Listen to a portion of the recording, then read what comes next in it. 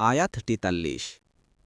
إذ يريكهم الله في منامك قليلا ولو أراكهم كثيرا لفشلتم ولتنازعتم في الأمر ولكن الله سلم إنه عليم بذات الصدور। অনুবাদ: স্মরণ করুন যখন আল্লাহ আপনাকে স্বপ্নে দেখিয়েছিলেন যে তারা সংখ্যায় কম। যদি আপনাকে দেখাতেন যে তারা সংখ্যায় বেশি, তবে অবশ্যই তোমরা সাহস হারাতে এবং যুদ্ধ বিষয়ে নিজেদের মধ্যে বিরোধ সৃষ্টি করতে। কিন্তু আল্লাহ তোমাদেরকে বাঁচিয়ে দিয়েছেন। অবশ্যই তিনি অন্তরে যা আছে সে সম্বন্ধে সবিশেষে অবগত। তাফসীর। ১ নং ফুটনোটের বিবরণ।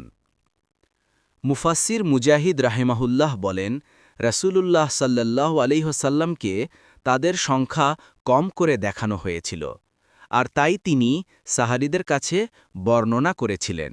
তাবারি।